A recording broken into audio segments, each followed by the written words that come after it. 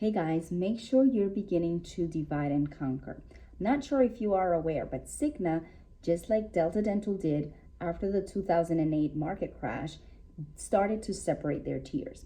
Now, in order for you to join Cigna, you're going to have to choose between an Advantage fee schedule or a DPPO fee schedule.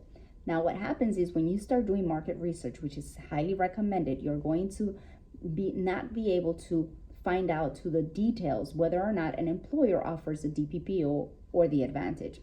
And so when you select one of the two tiers, if you select the Advantage, you're going to be at a very low fee schedule, but you're going to have access to a lot of patients.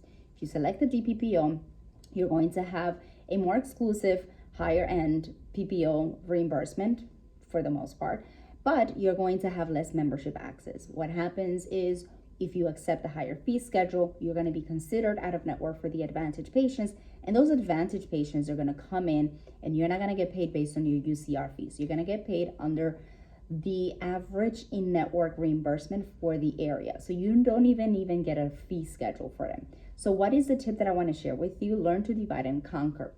Every office, whenever I run a report to find out who their employers are or their top carriers, which is another thing that I want you to start focusing on before the end of the year. Everyone has the settings or the carriers named by just the name of the insurance, which is very common. When I started working with insurance back in 2004, Aetna was the PPO, and if you had the DMO, that was the DMO or the HMO. But Delta Dental had the premier fee schedule. If you wanted to be a premier, you could see everybody. But now you have a premier fee schedule and you have a PPO fee schedule.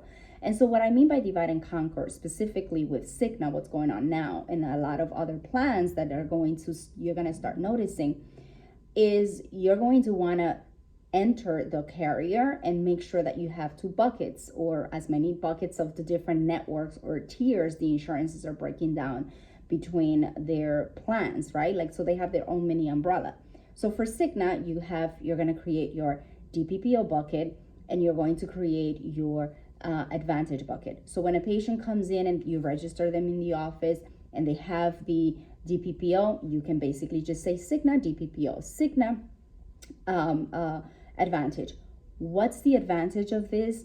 Is that eventually, as you generate reports for your practice, you're going to be able to divide and conquer.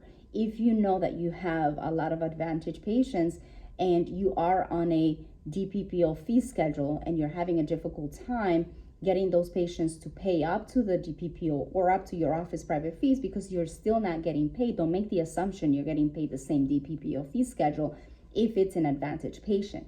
Make sure you're taking a look at your EOBs. But let's just say that's one scenario. But the opposite may be the case. Maybe you want to do a more fee for service or more lower your dependency of accepting insurances. You can then know, hey, what percentage of my Cigna patients are on the Advantage versus the DPPO?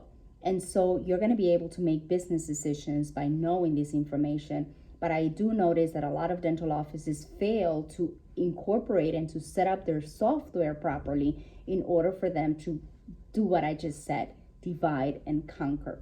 Make sure that you're taking in the information, you're breaking it apart. Same thing with MetLife. MetLife has the DPPO. The MetLife has also a similar situation. And so I encourage you to divide and conquer again. You have the PDP, the PDP Plus, the Federal VIP.